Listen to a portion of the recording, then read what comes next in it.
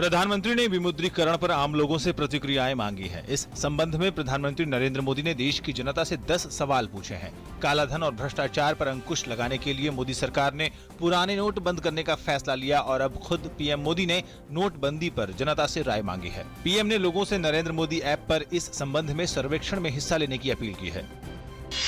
आज भाजपा संसदीय दल की नई दिल्ली में बैठक हुई। प्रधानमंत्री मोदी समेत पार्टी के वरिष्ठ नेता बैठक में शामिल हुए। बैठक में केंद्रीय वित्त मंत्री अरुण जेटली ने विपक्ष को आड़े हाथों लेते हुए कहा कि सरकार विमुद्रीकरण पर चर्चा के लिए तैयार है। उन्होंने कहा कि सरकार ने एक बड़ा साहसिक कदम उठाया है।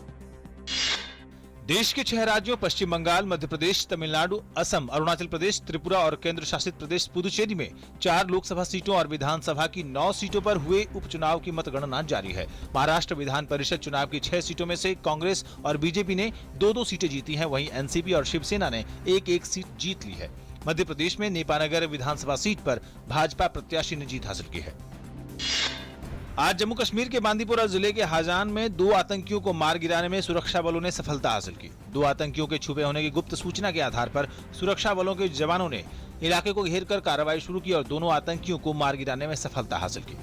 मारे गए आतंकियों के पास से सेना ने नए 2000 रुपए के नोट बरामद किए हैं। छत्तीसगढ़ के सुकमा जिले में नक्सलियों द्वारा बिछाए गए आईईडी ब्लास्ट की चपेट में आकर सीआरपीएफ के सब इंस्पेक्टर बीएस विष्ट शहीद हो गए हैं। उनके साथ ही प्रधान आरक्षक सुधाकर राव गंभीर रूप से घायल हो गए हैं, जिन्हें प्राथमिक उपचार के बाद मेडिकल कॉलेज जगदलपुर ले जाया गया है। उच्चतम न्यायालय ने दिल्ली के मुख्यमंत्री अरविंद केजरीवाल की उस याचिका को आज खारिज कर दिया जिसमें उन्होंने अपील की थी कि अरुण जेटली द्वारा दायर आपराधिक मानहानि के मामले में निचली अदालत की सुनवाई पर रोक लगाई जाए। उच्चतम न्यायालय ने इस याचिका पर सुनवाई करते हुए सीधे शब्दों में कहा कि वो दिल्ली हाईकोर्ट के फैसले में कोई हस्तक्षेप नहीं करेगा। भारत ने आज स्वदेश में निर्मित परमाणु क्षमता से लैस अग्नि 1 बैलिस्टिक मिसाइल का ओडिशा के तटवर्ती इलाके में सफल परीक्षण किया। जमीन से जमीन पर मार करने वाली इस मिसाइल का यह परीक्षण सेना के लिए किया गया। ओडिशा के व्हीलर आइलैंड के पास अब्दुल कलाम द्वीप स्थित परीक्षण केंद्र से 700 किलोमीटर की दूरी पर लक्ष्य को भेदने में सक्षम अग्नि 1 बैलिस्टिक मिसाइल पहले ही सेना में शामिल की जा चुकी है। उत्तर प्रदेश में हुई इंदौर पटना एक्सप्रेस दुर्घटना में मरने वालों की संख्या बढ़कर 150 के करीब हो गई है। अब तक 125 शवों की पहचान की जा चुकी है और कई शव उनके परिजनों को सौंपे जा चुके हैं। घायलों का इलाज विभिन्न अस्पतालों में हो रहा है। राहत और बचाव का काम पूरा कर लिया गया है। रेल विभाग के मुताबिक क्षतिग्रस्त पटरियों को भी ठीक कर ट्रेनों का संचालन शुरू कर लिया गया है। विवादास्पद मांस निर्यातक मोइन कुरैशी भारत लौट आए हैं और संभवतः आज वो प्रवर्तन निदेशालय ईडी के समक्ष पेश होंगे। धन शोधन मामले में कुरैशी की भूमिका की जांच प्रवर्तन निदेशालय कर रहा है।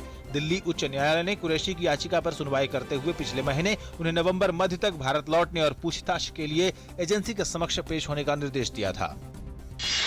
सरकार ने आज लोकसभा में जानकारी देते हुए बताया कि देश भर में जेनेरिक दवाओं के 534 स्टोर खोले गए हैं और मार्च 2017 तक ऐसे 3000 स्टोर खोले जाने का प्रस्ताव है। रसायन तथा उर्वरक राज्य मंत्री मनसुख मांडविया ने बताया कि जेनेरिक दवाओं का मूल्य सामान्यतः देश में ब्रांडेड दवाओं की तुलना में कम है और इसे प्रधानमंत्री जन औषधि केंद्र नामक विशेष विक्रय केंद्रों के माध्यम से सभी को दवाएं उपलब्ध कराई जाएंगी। श्रीनगर हवाई अड्डे पर आज लगातार 6ठे दिन हवाई यातायात बाधित रहा, जहां खराब दृश्यता के चलते एक भी विमान उड़ान नहीं भर पाया। हवाई अड्डे पर आज भी स्थिति में कोई सुधार नहीं हुआ। भारतीय हवाई अड्डा प्राधिकरण के श्रीनगर हवाई अड्डा निदेशक शरद कुमार ने कहा कि खराब दृश्यता के कारण आज भी विमान संचालन बाधित रहा। जापान के पूर्वी तट पर आज सुबह आए शक्तिशाली भूकंप के बाद सुनामी का अलर्ट जारी किया गया है। 6.9 की तीव्रता वाले इस भूकंप के कारण फुकुशिमा परमाणु संयंत्र संबंधी चिंताएं भी पैदा हो गई हैं, क्योंकि 5 साल पहले सुनामी के कारण ही फुकुशिमा संयंत्र नष्ट हो गया था। हालांकि अभी तक तापमान बढ़ने के संकेत नहीं है, न ही दूसरे परमाणु संयंत्र में कोई अनियमितता देखी गई है। उत्तरी चीन के शाक्सी प्रांत में एक्सप्रेस वे पर बर्फ के चलते 56 वाहनों के एक दूसरे से टकराने के कारण कम से कम 17 लोगों की मौत हो गई है और 37 अन्य घायल हो गए हैं। स्थानीय अधिकारी ने बताया कि दुर्घटना कल बीजिंग कुनमिंग एक्सप्रेस वे पर बर्फ और बारिश के मौसम के कारण हुई। घायलों की स्थिति चिकित्सीय उपचार मिलने के बाद अब स्थिर है। अमेरिका में करीब 35 बच्चों को लेकर जा रही एक स्कूल बस के पेड़ से टकरा जाने से कम 5 बच्चों की मौत हो गई है। अधिकारियों की जानकारी के मुताबिक बस में सवार बच्चों की उम्र 5 से 11 साल के बीच है। बस टेनेसी के चटनुगा शहर में पलटकर एक पेड़ से जा टकराई थी।